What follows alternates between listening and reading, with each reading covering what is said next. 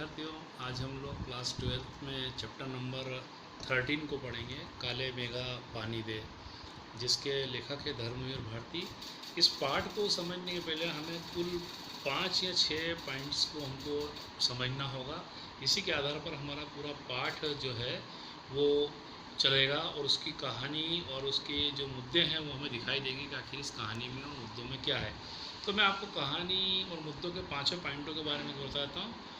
बचपन और अंधविश्वास, अनावृष्टि से आशंकित गांव, जीजी का लेखक के प्रति प्रेम, कुमार सुधार सभा, जीजी के तर्क और 50 वर्ष बाद लेखक के लिए विचार। अब हम सबसे पहले जब बात करते हैं तो यह काले मेघा पानी दे एक जो पाठ है, उस पाठ के अंतर्गत हम देखते हैं कि गांव में अंधविश्वास, रूढ़िवादी और आज भी विद्यमान है। जबकि लेखक जो है वो पढ़ा लिखा व्यक्ति है, पर गांव में रहने वाली उसकी जीजी जो उसकी माँ की उम्र की है, वो उससे बहुत प्रेम करती है और उसका यह प्रेम ही लेखक के विश्वास को मजबूत करता है। लेखक के कई तर्क जीजी को देना अच्छे लगते हैं, पर जीजी उन तर्कों को बाद में जाकर के अपने विश्वास पर बदल देती है। जैसे बचपन और अंधविश्वास की बात करते हैं तो जब हम छोटे थे तो गांव के अंदर अक्सर जब वर्षा ऋतु में नहीं होती थी तो कई बार बच्चे बच्ची भी खेलते हैं और गोल गोल घूमते हैं और बोलते इतना इतना पानी, गोल गोल रानी।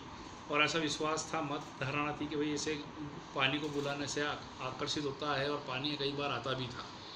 यहाँ पर विज्ञान काम नहीं कर रहा है, यहाँ पर विश्वास काम कर रहा है। उसी प्रकार बचपन में भी गांव में भी ऐसा ही होता है कि बच्चे नाम धड़ंग दौड़ रहे हैं और कुछ लोग उनके ऊपर पानी की बौछार कर रहे हैं घर में, जबकि पानी का भयानक गर्मी में अकाल पड़ा हुआ है, पानी है नहीं, आसपास के 5-5, 10-10 किलोमीटर दूर से पानी लेकर के आ रहे और उन बच्चों पर वो ढोल देना पानी, ये हमारी मान्यता के खिलाफ है देखा जाए तो कि पानी को वेस्ट क्यों करना। लेकिन वहाँ के लोगों का विश्वास है कि अगर हम बच्चों को पानी डालेंगे तो इंद्र भगवान प्रसन्न होकर के उसका हमको 10 गुना देंगे। ऐसा अनावृष्टि से आशंकित गाँव। दूसरा, गांव वालों को आज से जब हम 50-60 साल पहले की बात करते हैं तो गांव के अंदर पानी की इतनी व्यवस्थाएं नहीं थी।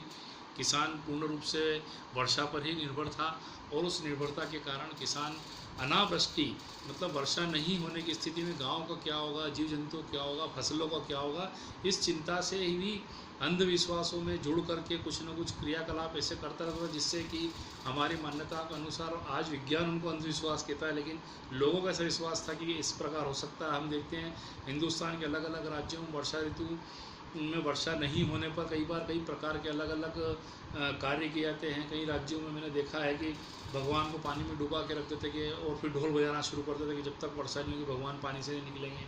कई गाँवों में घोड़े और गधे और गधी की शादी करवाते, कई बार मेंढक मेंढकी की शादी करवाते। तो इसी प्रकार ये हमारे एग्जाम्पल इसमें कुछ पाठ में हैं। जीजी के लेखक के प्रति प्रेम। जीजी का जो लेखक के प्रति प्रेम है वो अपने पुत्र के समान है।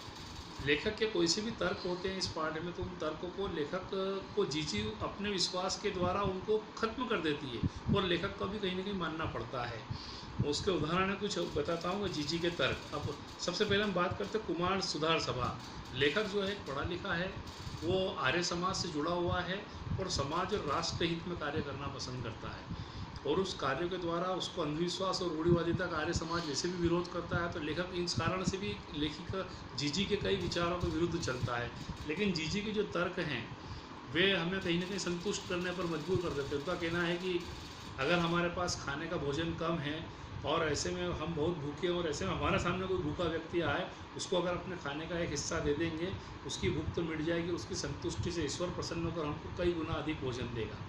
उसी प्रकार लेखक के सामने जीजी एक और तर्क रखती है कि जिस प्रकार सूर्य को अर्घ्य दिया जाता है सवेरे सवेरे प्रातःकाल नहाने के पश्चात, उसी प्रकार इंद्र भगवान को भी अर्घ्य देना जरूरी है।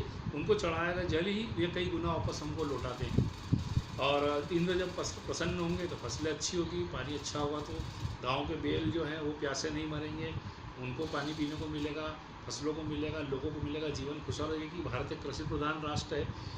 और हम अंत में जाकर के जब बात करते हैं कि 50 वर्ष के बाद लेखक के विचार क्या हैं, तो लेखक का कहना है कि कहीं ना कहीं हमारे समाज में 50 वर्षों के बाद भी हमारा समाज जो है पिछड़ा तो पिछड़ा हुआ ही है। चाहे राजनीतिक रूप से या संवैधानिक रूप से तो राष्ट्र एक बन चुका है, लेकिन आज हम देखते हैं कि मूल जो आधार है लोगों का, जहाँ गरीबी जो आज हमारी है फैली हुई, ऊपर से दिया गया पैसा या ऊपर से आया हुआ फंड या ऊपर से आई हुई राहत कार्य आम गरीब तक पहुंच नहीं पा रहा। आज भी भ्रष्टाचार इस लेवल तक हमारे समाज में लिप्त हो चुका है कि कहीं ना कहीं हम सब उसके साथ में जुड़ गए हैं। अब उस भ्रष्टाचार को अगर हम देखें तो कहीं ना कहीं ये भी तो अंधविश्वास वाला ही कार्य है कि अगर हमारा कोई हमको कार्य करवाना है तो बदले में थोड़ी रिश्वत देंगे तो हमारा पूरा काम हो जाएगा। इस प्रकार से देखा जाए तो ये भी रूढ़िवादी बातों को ही तो हम सत्य साबित कर रहे हैं। तो लेखक के अपने विचार यहाँ पर हैं कि भाई विज्ञान ठीक है अपनी जगह साबित करता कई चीज़ों को कि अंधविश्वास और रूढ़िवादी, लेकिन मनुष्य के विश्वास को आप झुठला नहीं सकते। और वो भी विश्वास जब किसी के द्वारा प्यार से हमारे सामने प्रस्तुत किया गया हो, उस विश्वास को हम आज के समाज में मानने से इनकार नहीं कर सकते हैं। इस पूरे पाठ में यही सब तर्क वितर्क समझाए गए हैं। आशा है आपको काफ़ी कुछ इस पाठ से समझ में आया होगा।